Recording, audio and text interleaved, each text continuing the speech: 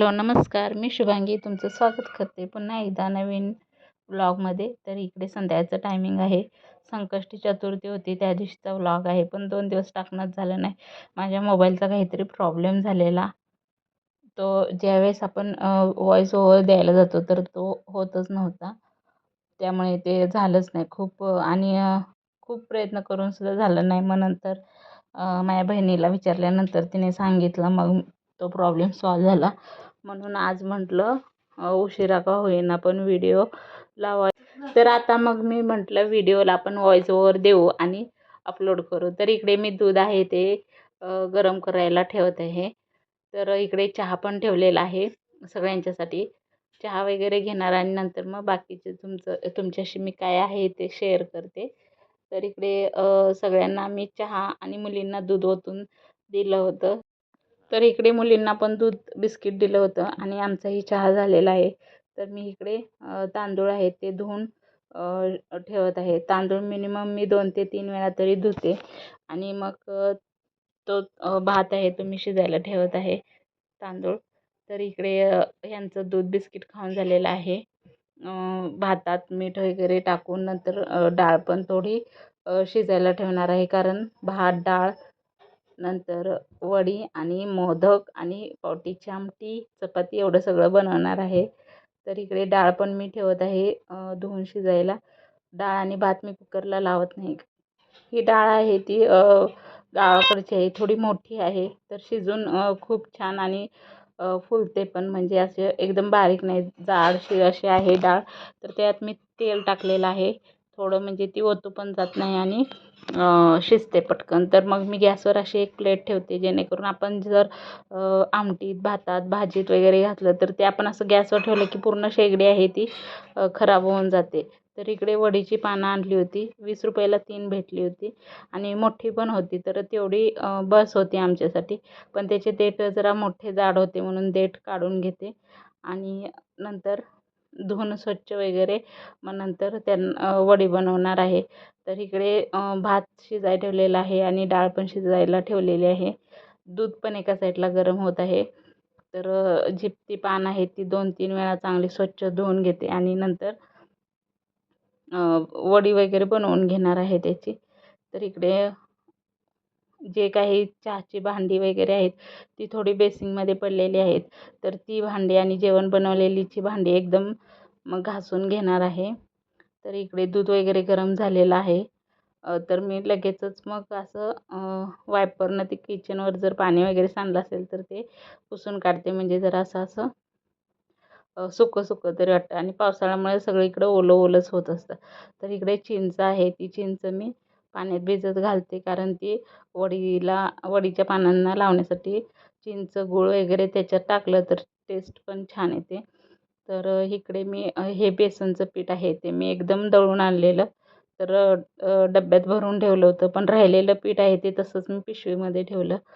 तर इकडे मिरची, कोथिंबीर आणि लसूण घेणार आहे. तर ही पण स्वच्छ धुवून घेते. तोपर्यंत मिस्टर आलेले आहेत. ते विचारत होते, "काय काय बनवतेस?" तर मी त्यांना सांगितलं, तर ते बोलले, "एवढं सगळं कशाला? वडी आहेत ती राहू दे, उद्या बनव." पण मी म्हटलं, "नको, आता घेतलंय तर बनवूनच टाकते." तर मग आता मी लसूण, मिरची वगैरे आहे ते चेचून घेते आणि नंतर बेसनच्या पिठामध्ये टाकून घेणार आहे. चेचून घेतल्यानंतर ती चव पण छान लागते.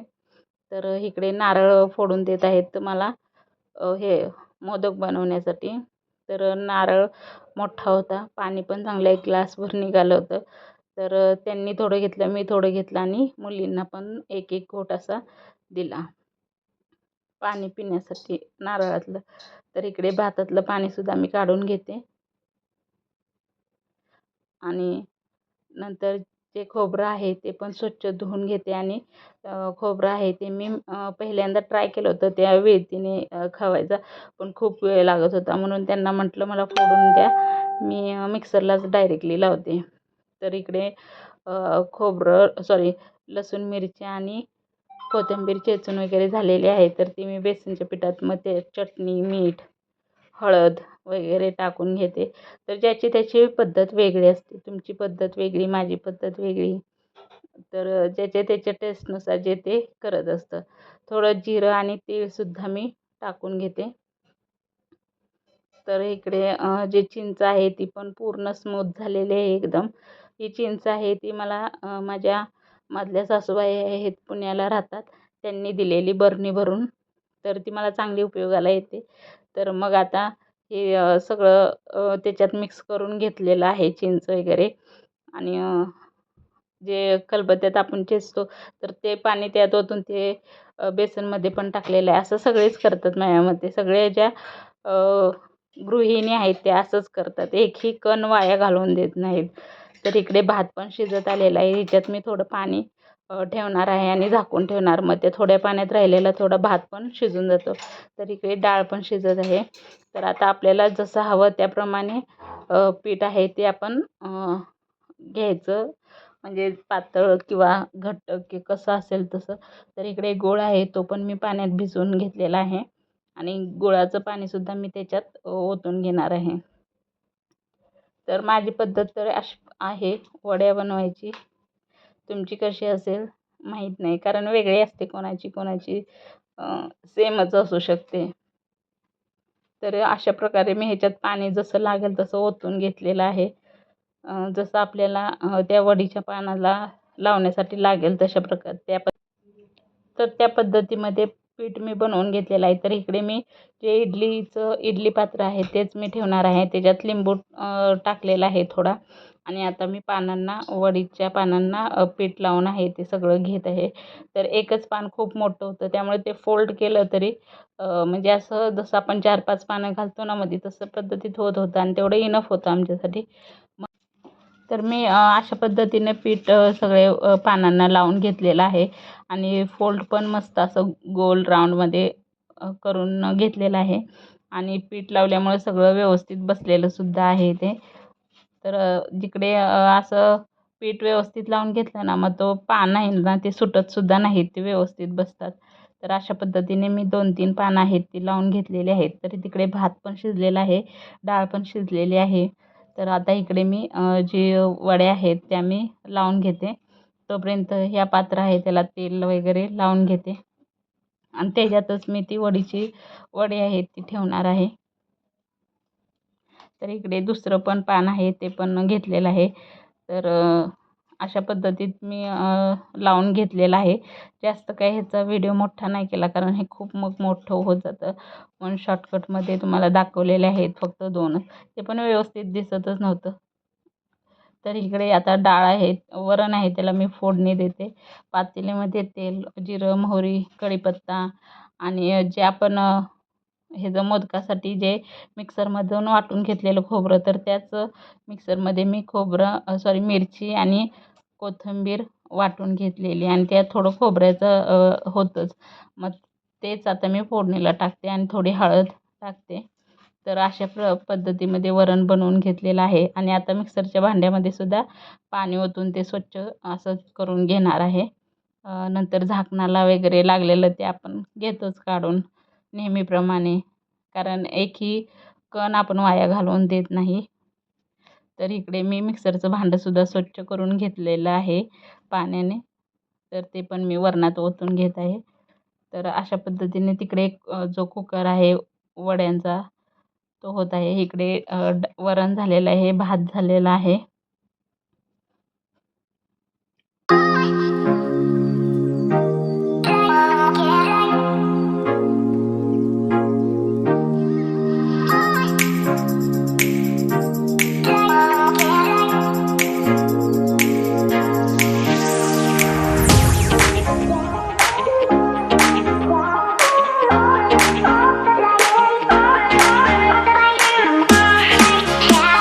तर इकडे मी गूळ आहे ते बारीक करून घेतलेलं आहे सुरीने, आणि खोबरंसुद्धा मिक्सरच्या भांड्यात बारीक करून घेतलेलं आहे. तर मी आता कढईत ते हे करून घेणार आहे, मिक्स करून घेणार आहे.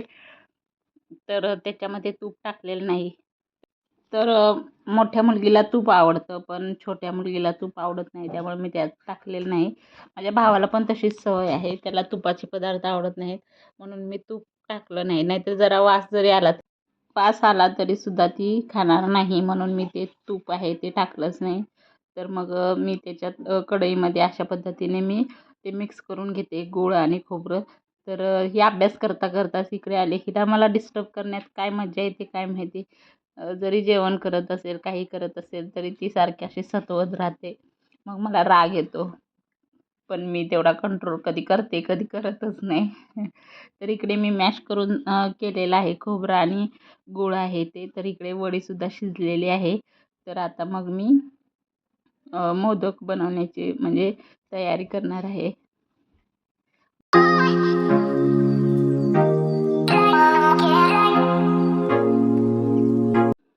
तर इकडे मोदकाचं सारणसुद्धा तयार करून झालेलं आहे आणि वड्यासुद्धा शिजलेल्या आहेत. तर त्या वड्या मी काढून एका प्लेटमध्ये ठेवते थंड होण्यासाठी. आणि म्हणजे परत मग मला वड्या बनवून मोदक बनवून झाले की आणि चपात्या बनवून झाले की त्याच तव्यात मग मी त्या वड्या आहेत त्या तळून फ्राय करून घेणार आहे. तर इकडं मी चपातीचं पीठ मळून घेतलेलं आणि भांडीसुद्धा खूप म्हणजे खूप पडतात. असं जर काय असेल तर भांडीसुद्धा तेव्हाच मी घासून पटकन घेतले. तर मोदक बनवण्यासाठी एक एक पारी बनवत बसली नाही, तर पिठाचा मोठा गोळा घेतला, एक चपाती मोठी लाटली आणि त्याचे असे छोटे छोटे गोल डब्याने पुऱ्या टाईपमध्ये कसं आपण करतो तसं केलं आणि त्याच्यात मग सारण भरून हे केलं, मोदक केले. तर आजचे जे सगळे मोदक आहेत ते मिस्टरांनीच बनवलेले आहेत. मी एकही मोदक बनवलेलं नाही. बाकीचं सगळं सारण वगैरे केलं, पण तर त्यांनी पहिला मोदक केलेला. तर मी त्यांना म्हणत होते, असा शेप देऊ नका हो, मग मी व्यवस्थित दाखवते. तर ते म्हटले, असू दे, चल काय होतं त्याला. मग आज खूप मोठी मदत झालेली आहे ह्यांची. तर ही आली बघा लगेच बघायला काय चाललंय. अभ्यास सोडून इकडं यायची लय घाई असते हिला. तरी इकडे मोदक आहेत ते बनवत आहेत. मी लाटून देते डब्याचं असं झाकणाने त्याचं गोल पुऱ्या टाईप करून देते. आणि हे एवढे सगळे जे मोदक आहेत ते सगळे ह्यांनी बनवले. मग मी बनवून दिले आणि नंतर राहिलेल्या चपात्या बनवल्या.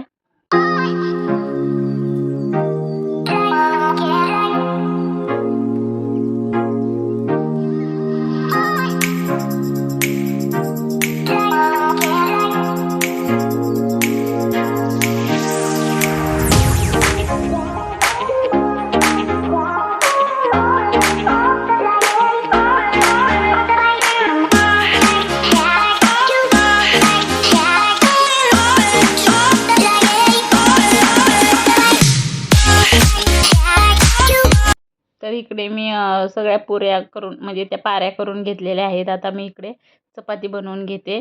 तर ह्यांनी बघा किती मन लावून सगळे मोदक बनवलेले आहेत. आकार कसा काय येईना, पण बनवले हे खूप महत्त्वाचं आहे. आणि आमच्याकडे गव्हाच्या पिठाचेच मोदक बनवले जातात, कारण घरात आमच्यात तेच आवडतात. जे तांदळाच्या पिठाचे आहेत ते फक्त आम्ही गणपतीतच बनवतो, ते पण जास्त करून नाही. कारण माझे दीर होते छोटे, त्यांना आवडायचे. मग मी गावी गेले की त्यांच्यासाठी बनवायचे. पण इथं आणि त्यांना गव्हाचे बनवले पण ते तळलेले असतात ना ते आवडायचे. आणि आमच्या घरात इथे उकडलेले आवडतात. तर 4-5च परत राहिलेले. हे म्हणत होते नको ठेव. मी म्हटलं असू दे, आता 4-5 मोदकासाठी परत आणि कुठे हे करत बसतं, म्हणून मी तेवढे ठेवून दिले. मग तोपर्यंत वड्या आहेत त्या पण थंड झाल्या होत्या. तर त्यांना म्हटलं तेवढ्या वड्या पण लागलेच कापून द्या, म्हणजे चपाती झाल्या की मी त्याच तव्यात त्या फ्राय करून घेईन. तर मिस्टरांनी ते पण ऐकलं. तर त्यांची खूप मदत झाली. संकष्टीचा दिवस खूप छान गेला, खूप चांगला गेला, कारण मिस्टरांनी खूप मदत केली मला. आणि चपात्या वगैरे बनवून घेतलेल्या आहेत. तर मन लावून किती काम करत आहेत बघा. काम करायला लागल्यावर मन लावून करतात कोणते, पण मला मदत करत नाहीत लय. केली आज पण. तर इकडे मी जे वड्या आहेत त्या तळून घेते. तोपर्यंत आली बघा ही. हिला पण खायचे असतात चांगलं चांगलं पदार्थ बनवून. हिला नुसते ऑर्डर सोडत असते, मम्मी हे बनव, मम्मी ते बनव. आणि असं काही बनवायला लागलं की लगेचच येतात.